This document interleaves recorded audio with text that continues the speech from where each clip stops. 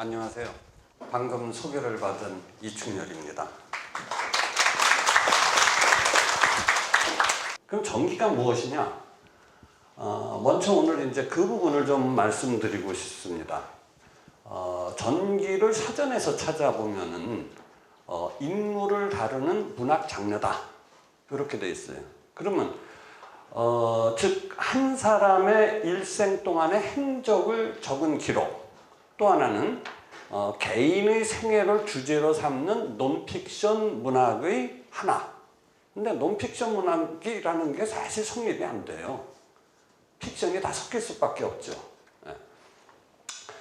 그런데 그러면은 평전은 또 뭐냐? 그 사전을 찾아보면 둘이 다릅니다. 전기와 평전이 엄연히 다른데 현재 우리는 거의 비슷하게 쓰고 있어요. 평전을 사전을 찾아보면은 개인의 일생에 대하여 평론을 곁들인 전기라고 그럽니다. 평론을 곁들여요.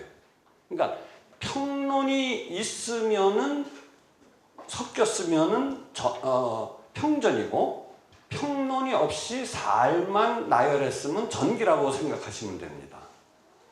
그러니까는 평전은 이 냉철한 머리로 쓰는 글이라면은 전기는 그 사람의 생을 뜨거운 가슴으로 복원한 글입니다.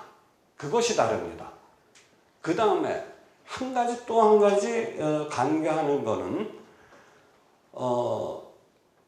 뜨거운 가슴으로 쓰기 때문에 전기에는 그런 어떤 인간적 감동과 격정이 있을 수밖에 없어요. 근데 평전은 냉철합니다. 가만히 보면 저게 다 연보식이에요. 그러면은 작가가 왜 전기를 쓰느냐? 그거는 저는 이 시대에 그 어떤 삶의 모델을 제공하기 위해서 쓴다고 생각을 합니다. 근데 평전은 역사에 대한 평가입니다. 그러니까 우리가 작년엔가 이완용 평전은 나왔어요. 그 사람에 대해서 한번 짚고 넘어가 보자. 그래서 아주 냉철하게 어떤 대학 교수님이 쓰셨어요. 몇 년도에 이 사람이 이렇게 했는데 이 행동이 옳았는가 나빴는가, 이해를 할 수 있는 부분이 있는가 없는가, 이렇게 쓰는 것이 평전의 하나의 전범이라고 그랬습니다.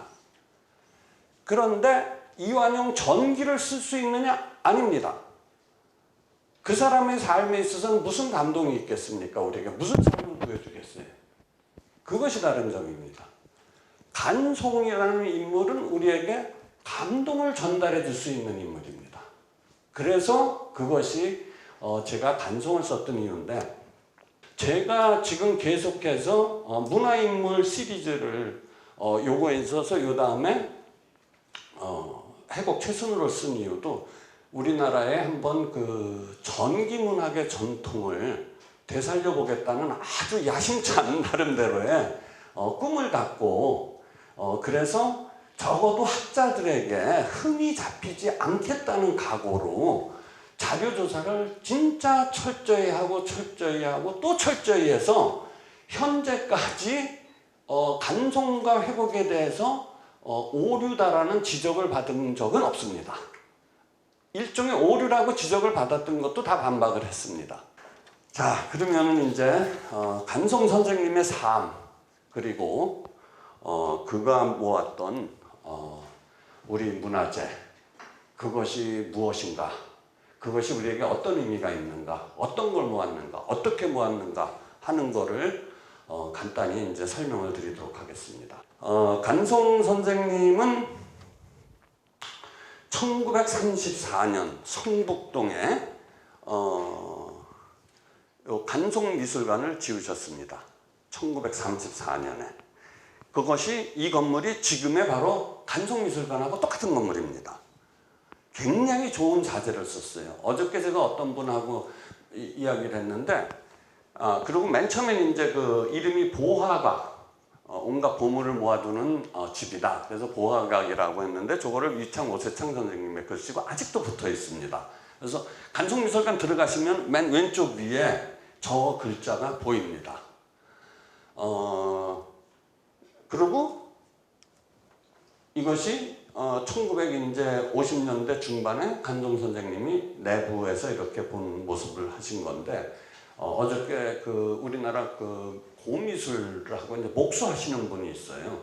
그분 말씀이 저 진열장이 진짜 기가 막힌 재료로 만든 거다. 물론 지금은 이제 유리도 옛날 유리고 그러니까 좀 어른어른해서 보인다고 불평도 있고 이제 뭐 그런데 하여간 이 당시로서는 진짜 최고의 자재, 지금으로서도 저런 자재를 갖고 만드는 일은 절대 쉽지 않다. 이렇게 할 정도의 고급, 최고급을 저거하셨습니다.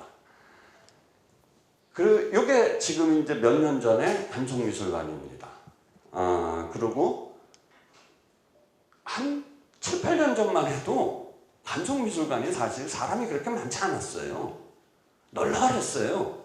가면 그냥, 그런데 요즘은 간송미술관이 이렇게 줄 서고 들어가서 컨테이너 벨트처럼 돌아가요. 그래갖고 제가, 이거는 이제 앞으로 간송미술관이 좀 개선이 돼야 될 때가 됐다고 이제 간송미술관 측에도 말씀드리고 그랬는데, 어쨌든 이거는 이제 아마 올해는 개선이 안 돼도 내년쯤에는 개선될 수 있을 테니까 올해 그 10월 15일경에 가을 전시회를 할 적에도 또 똑같이 이런 순환을 당하실 겁니다. 그래도 올해까지는 좀 참고 가셔야 됩니다. 이렇게 줄도 많이 쓰셔야 되고, 사실은 올 가을부터 약간의 변화를 주려고 그랬는데 시간이 너무 쪽박해서 못했고, 사실 올해가 간송서고 50주기라서 가을에는 대규모 명품 전시회를 하려고 그랬는데 도저히 이거 감당을 할 수가 없다.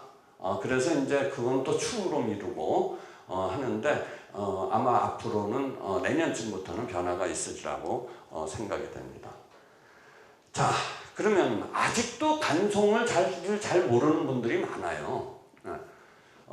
그런데 그분들에게 간송 누구냐 그러면 잘 몰라. 얼마 전에 불과 제가 그러면 간송 전염필이 누군데 이걸 쓰셨어요. 그런 분도 저 진짜 만났고, 뭐 간송이 추사 친구입니까 그러는 분도 있고 그랬는데, 간송 선생님이 이런 걸 수집하신 분입니다. 그러면 이제 그러냐고. 그 대표적인 수집품이 뭐냐?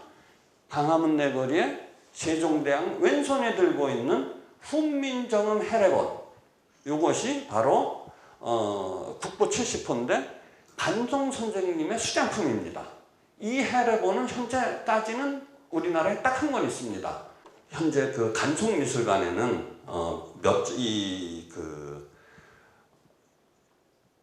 훈민정음 해례본을 비롯해 갖고 국보가 10점, 국보가 12점, 보물이 10점, 그 다음에 서울시 지정문화재가 4점이 있는데, 많은 분들이 물어봐요. 도대체 간송미술관에 몇 점이 있습니까? 궁금하시죠? 대강 아시는 분 계십니까? 들은 얘기 아시는 분. 그거를 가장 잘하는 분은 물론 유족하고 간송미술관의 최한수 선생님입니다.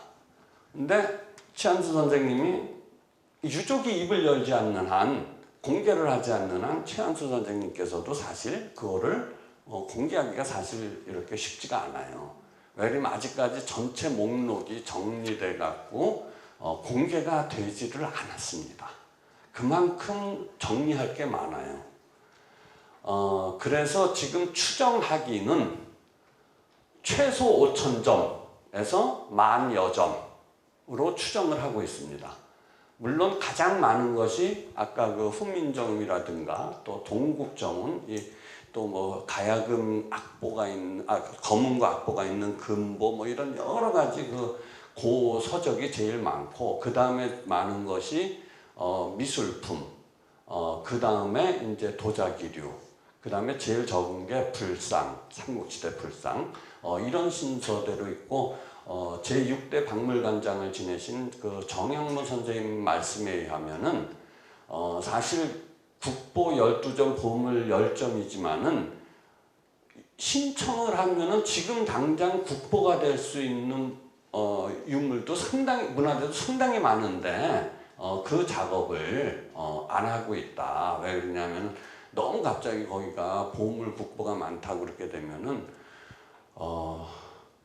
이 전시회 때 지금도 힘든데 더 감당하기 힘든 그런 부분이 있기 때문에 지금 때를 기다리고 있다. 그런 부분을 이제 말씀을 하셨습니다. 그래서 그 현재 간송미술관에 있는 미술 작품 문화재 중에서는 미술사적으로 굉장히 중요한 자료가 많습니다. 그래서 그 많은 학자들은 간송미술관의 소장품을 빼놓고 한국 미술사를 이야기한다는 것은 불가능하다는 말을 할 정도입니다. 그러면 도대체 이분이 어떤 분이셨길래 이 젊은 나이에 이렇게 많은 문화재를 모을 수 있었을까? 이제 그 부분은 이제 지금 언론에 많이 이제는 공개가 됐어요. 대학교 3학년 때 아버지께서 돌아가셔갖고 이제 그때 물려받은 재산이 많아서 이걸 모았다 하는 게 이제 정설인데, 자 그러면 이제 구체적으로 도대체 재산이 어느 정도 됐었느냐? 그랬는데 뭐 말로는 10만 석직이다, 뭐 몇만 석직이다.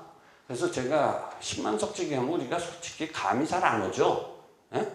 그래서 그거를 갖다가 그 당시에 그 쌀 한 가마값, 그 다음에 기와집이 도대체 한 채가 얼마였었나, 물가 뭐 이런 거를 쭉 환산해서 계산을 해봤더니 그분이 가지셨던 재산이 10만 석지기까지는 안 되고 한 4만 석 정도 지기가 되는데, 뭐 만석지기 이상이면 다 10만 석지기예요. 10만 석이라고 불렀어요.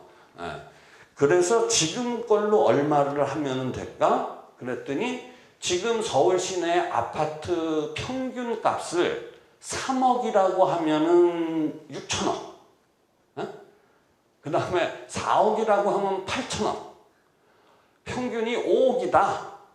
그게 거의 정설이죠. 평균값이 5억이다. 서울 시내 좋은 아파트 값이. 그러면은 1조의 재산가였습니다. 나이 24살 때인데 6천억이 눈앞에 떨어졌다. 8천억이 눈앞에 떨어졌다. 자, 그때는 어머니가 장자한테는 간섭도 못하던 시절이에요. 그 재산에 대해서. 그러면 대부분 어떻게 되겠어요? 참 좋지. 돈 좋은데. 그런데 간송 선생님은 그 돈을 허투루 쓰지 않고, 자, 이 돈을 민족을 위해서 한번 어떻게 쓸 것인가 해서 이제 그 만났던 분이 누구냐 하면은 바로 오세창 선생님이라는 분입니다. 이 오세창 선생님은 누구냐?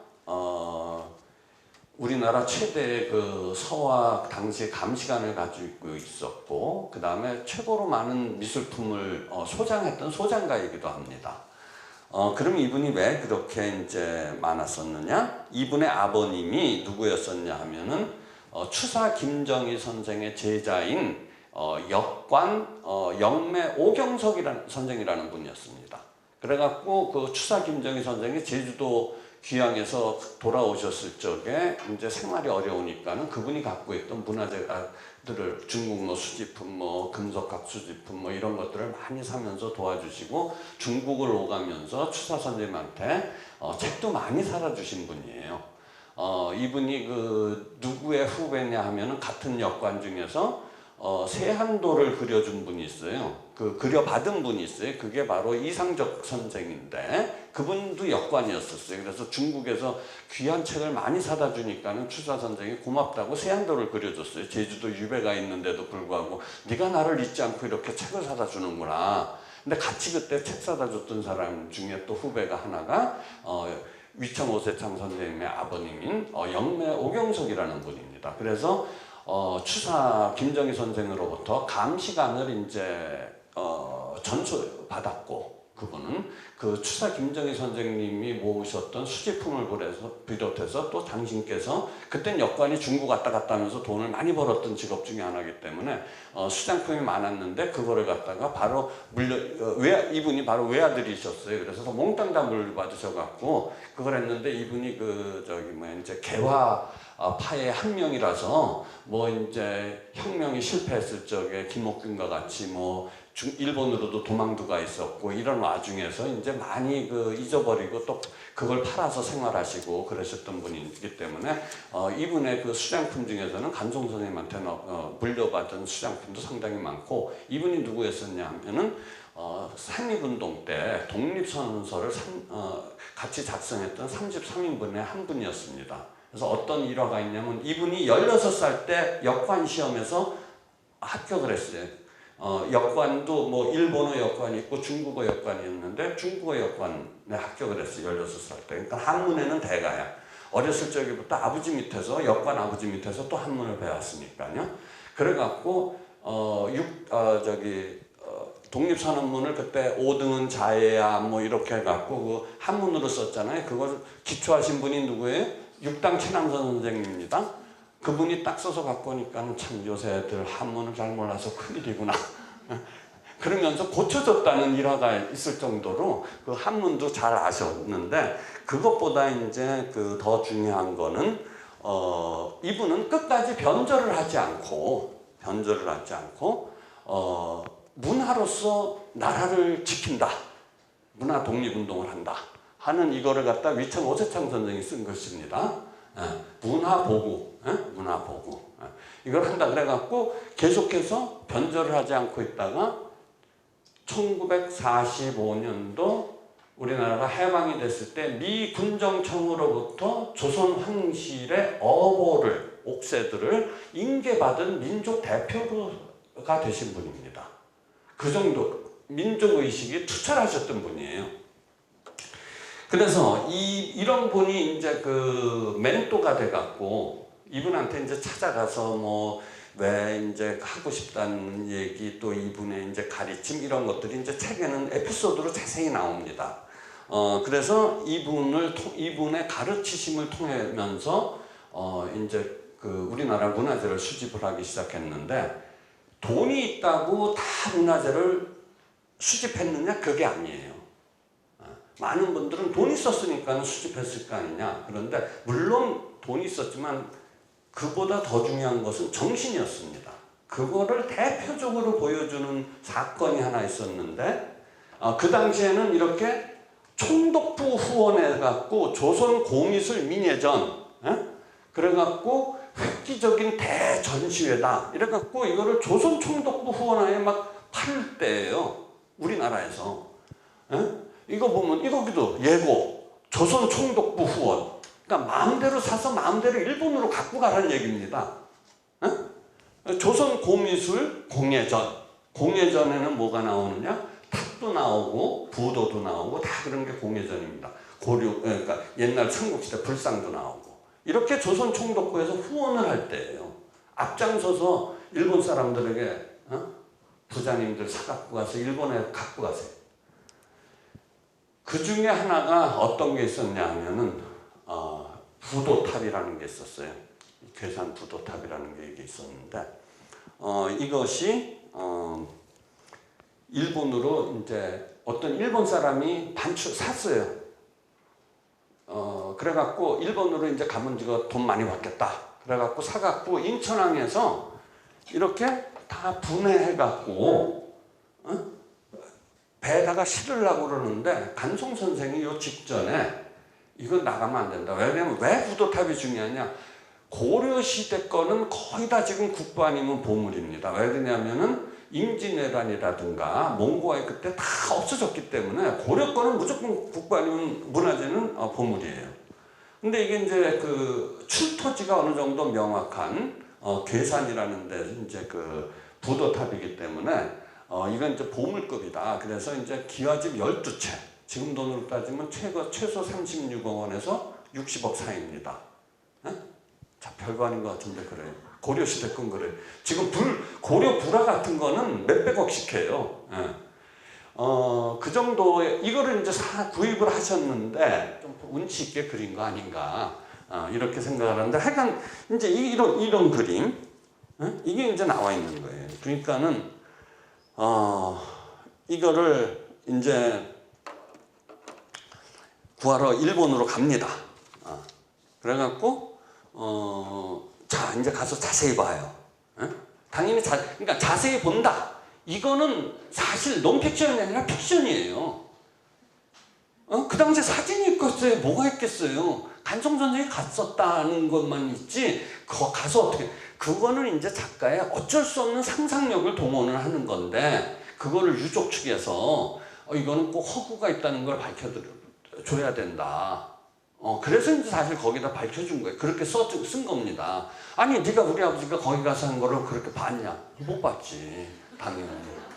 그렇지만은 정황상 자세히 살폈겠죠. 집을 몇십 채를 또 줘야 되는 일인데. 그런데 이게 그림을 보면 참 기가 막혀요. 이 그림 중에서 제일 그리기 힘든 게 무슨 그림이냐면 춤그림이래요. 그래갖고 왜 춤그림이 힘드냐? 현란한 동작을 그릴 길이 없어갖고 한때 전설이 있었어요. 무슨 전설이 있었냐면은 일제강점기 때 최승희가 프랑스 공연을 갔을 적에 춤을 추는데 거기에 피카소가 왔었다. 그래갖고 피카소가 최승희 춤 사위를 그렸다 그러더라. 그런 전설이 있어갖고 국내에 있는 좀 관심 있는 사람들이 프랑스에서 그 피카소가 최승희 춤 사위를 그린 그림이 있나 없나를 이제 찾아봤는데 못 찾았어요. 그게 아주 유명한 재밌는 얘기예요. 그건 하나 나중에 누가 소설로 써서 그걸 해도 재밌을 거예요.